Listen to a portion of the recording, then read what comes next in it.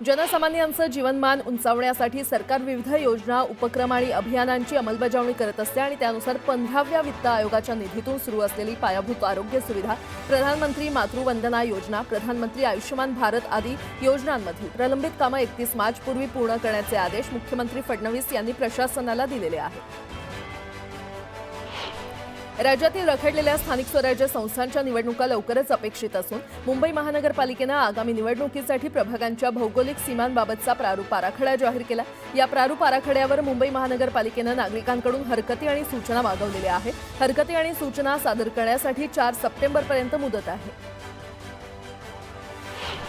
पुणे महापालिकेच्या निवडणुकांसाठी प्रारूप प्रभाग रचना जाहीर झाली असून 2017च्या निवडणुकीच्या तुलनेत यंदा प्रभागाची संख्या 1 न कमी होऊन 41 झालेली आहे। सदस्यांची संख्या 1 न वाढून 164 वरून 165 वर पोहोचली आहे, तर 4 सदस्यांचे 40 आणि 5 सदस्यांचा एक प्रभाग असणार आहे। हरकती आणि सूचनांसाठी 4 सप्टेंबरपर्यंत मुदत देण्यात आली आहे।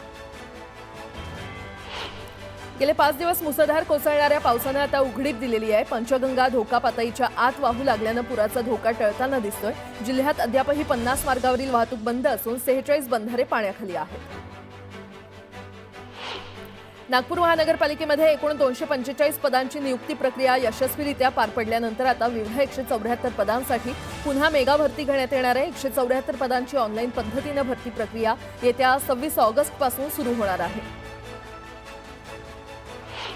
यंदाच्या गणेशोत्सवात देखील जलप्रदूषण टाळण्यासाठी नवी मुंबई महानगरपालिका 139 कृत्रिम तलाव तयार करणार आहे। कृत्रिम तलावांच्या जागा परिमंडळ आणि अभियांत्रिकी विभागामार्फत निश्चित करण्यात आलेल्या आहेत।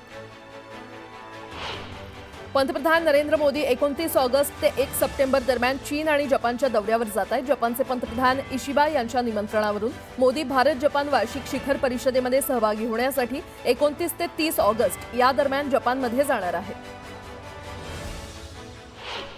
गणेशोत्सवासाठी कोकणात जाणाऱ्या चाकरमान्यांची गैरसोय होऊ नये यासाठी प्रशासनानं विशेष तयारी केलेली आहे आणि यामध्ये राष्ट्रीय महामार्गावर प्रत्येक 15 किलोमीटरवर सुविधा केंद्र उभारणार आहेत, तर 23 ठिकाणी रुग्णवाहिका तैनात केलेल्या आहेत। यंदा अपघात टाळण्यासाठी युद्धपातळीवर खड्डे बुजवण्याचा आणि वेगरोधक फलक लावण्यावर लक्ष देणार असल्याची माहिती वाहतूक विभागाचे अप्पर महासंचालक प्रवीण साळुंखे यांनी दिली आहे। गणेशोत्सव अवघ्या 4 दिवसांवर येऊन ठेपला असला तरी मुंबई गोवा महामार्ग ठिकठिकाणी खड्ड्यातच आहे। प्रशासनानं रस्त्याच्या डागडुजीकडे कानाडोळा केलेला असून हा महामार्ग वेळेत दुरुस्त झाला नाही, तर गणेशोत्सवाला चाकरमानी वेळेत पोहोचतील की नाही हा प्रश्न कायम आहे। आता एक मोठी बातमी, मराठा समाजाच्या उपसमिती अध्यक्षपदी राधाकृष्ण विखे पाटील यांची नियुक्ती करण्यात आलेली आहे। यापूर्वी उपसमितीचे चंद्रकांत पाटील हे अध्यक्ष होते। सामाजिक, आर्थिक आणि शैक्षणिक स्थितीबाबत आता आढावा ते घेत राहणार आहेत। जरांगेंच्या आंदोलनाआधीच सरकारकडून उपसमितीचं पुनर्गठन करण्यात आलेलं आहे। तर मराठा समाजाच्या उपसमितीचे अध्यक्ष आता विखे पाटील असणार आहेत। आंदोलनाआधीच उपसमितीचं पुनर्गठन करण्यात आलेलं आहे।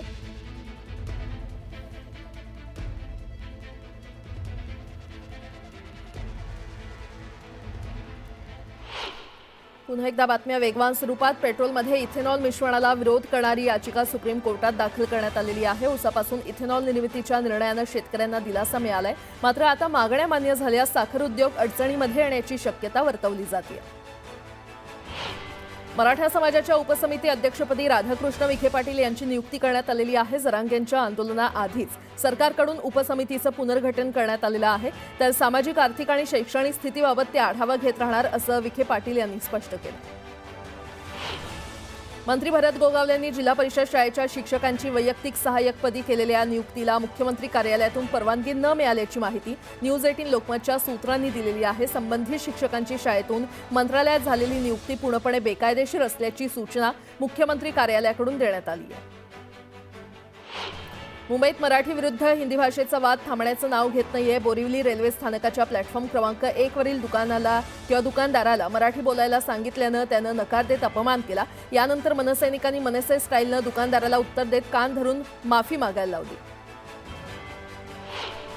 नाशिकच्या जयभवानी रोड परिसरात परप्रांतीय आणि मराठी वाद उफाळून आला। कास शिकणाऱ्या परप्रांतीयानं या भागातील एका वाहनाला धडक देत अरेरावी केली। दरम्यान मनसैनिकांनी समज दिल्यानंतरही पुन्हा अरेरावी केल्यामुळे मराठी बोलण्यास नकार देणाऱ्या परप्रांतीयाला मनसे पदाधिकाऱ्यांनी चांगलाच चोप दिला। तारापूर एमआयडीसीमध्ये झालेल्या वायू गळतीमुळे 4 कामगारांचा मृत्यू झाला होता। या प्रकरणी आता संचालकासह तिघांविरोधात बोईसर पोलीस ठाण्यात गुन्हा दाखल करण्यात आलाय। निष्काळजीपणा करून जीविताला धोका निर्माण केल्याचा ठपका संचालकावर ठेवण्यात आलाय।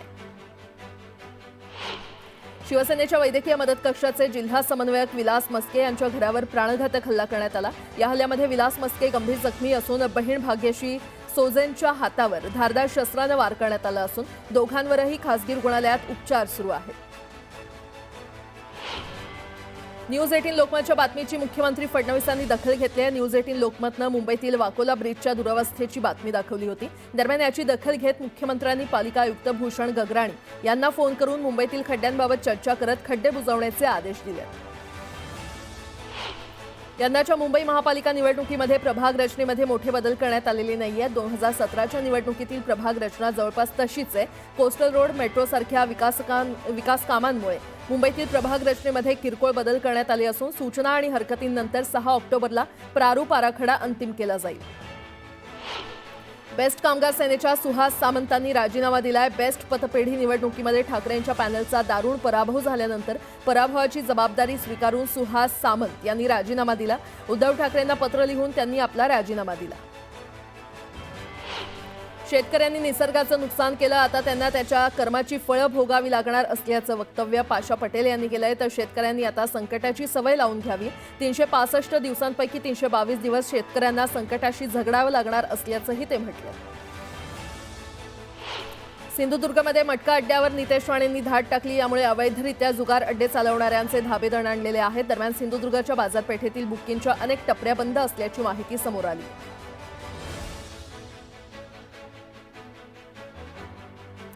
आता एक मोठी बातमी, यंदाच्या मुंबई महापालिका निवडणुकीमध्ये प्रभाग रचनेमध्ये मोठे बदल करण्यात आलेले नाहीयेत।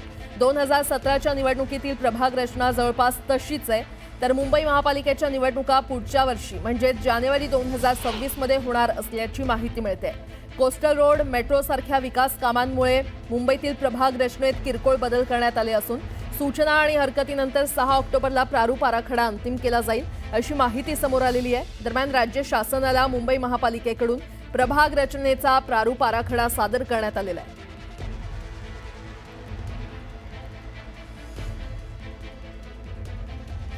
आणि आता पुढची एक आणखी मोठी बातमी, नांदेडमध्ये न्यूज 18 लोकमतच्या बातमीचा इम्पॅक्ट पाहायला मिळालाय। नांदेडच्या मुखेड तालुक्यातील रावणगावमध्ये पुरामुळे नागरिकांच्या घरात पाणी शिरलं होतं। यामध्ये घरगुती साहित्यासह विद्यार्थ्यांचं शैक्षणिक साहित्यही वाहून गेलं। स्वाती गुमडवाड या मुलीचं शैक्षणिक साहित्य आणि टॅब पुरात गेला होता। न्यूज 18 लोकमतनं ही बातमी दाखवल्यानंतर शिवसेना उबाठाचे नेते अंबादास दानवे यांनी दखल घेत स्वाती गुमडवाडला लॅपटॉप घेऊन दिलेला आहे। हो, मी ते बातमी बघितली होती।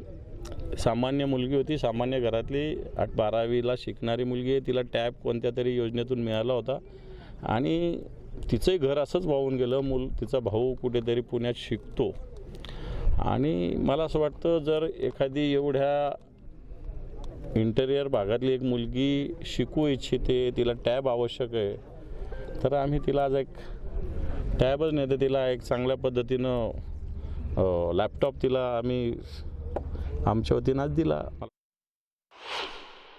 त्या दिवशी आमच्या गावाला पूर आलं होतं, आमच्या घरामध्ये पाणी घुसलं, मग ते सगळं साहित्य वाहून गेलं। त्यामध्ये टॅब लॅपटॉप पण वाहून गेलं। मग न्यूज लोकमत या न्यूजवाल्यांनी माझं व्हिडिओ व्हायरल केलं आणि मला लॅपटॉप भेटलं। त्या कोण दिलं लॅपटॉप तुला? दानवे साहेब। पुन्हा एकदा बातम्या वेगवान स्वरूपात। गोंदिया जिल्ह्यातील खजरी या गावी 3 ऑगस्ट रोजी एका अनोळखी महिलेची धारदार शस्त्रानं हत्या झाली होती आणि या घटनेचा उलगडा गोंदिया पोलिसांनी लावलाय। आरोपीनं महिलेच्या 7 महिन्याच्या मुलाची विक्री करून पैसे कमावण्याची योजना आखली होती। यासाठी त्यानं महिलेची हत्या केली असून या प्रकरणी 7 आरोपींना पोलिसांनी अटक केली आहे। मुंबई गोवा महामार्ग आणि रायगड जिल्ह्यामध्ये होणारी गुन्हेगारी रोखण्यासाठी अत्याधुनिक कॅमेरे असलेली ANPR तंत्रज्ञान असलेली संकल्पना रायगड पोलिसांच्या मदतीकरता सज्ज झाली आहे। गुन्ह्यामध्ये वापरलेल्या वाहनांची इत्थंभूत माहिती मिळवण्यासाठी मुंबई गोवा महामार्गावरील साई सहारा प्रतिष्ठानच्या पुढाकारानं ANPR कॅमेरे बसवण्यात आलेले आहेत। मानवी आरोग्यावर कबुतरांचा होणारा परिणाम अभ्यास करण्यासाठी राज्य शासनानं तज्ज्ञ समिती गठीत केलेली आहे. मुंबई उच्च न्यायालयानं 13 ऑगस्ट 2025 रोजी दिलेल्या आदेशानुसार ही समिती स्थापन करण्यात आलेली आहे. समितीनं पहिल्या बैठकीपासून 30 दिवसांच्या आत शासनाला आपला अहवाल सादर करणं अपेक्षित आहे. बदलापूरमध्ये 1.5 कोटी रुपये खर्चून पेवर ब्लॉक लावण्यात आले होते, मात्र आता पुन्हा पेवर ब्लॉक लावण्यात येत आहेत. पुन्हा पेवर ब्लॉक लावून पालिकेच्या पैशांचा नाहक नुकसान होत असल्यानं नागरिकांनी नाराजी व्यक्त केली आहे. चौकशी करून तातडीनं कारवाई करण्याची मागणी करण्यात आली आहे.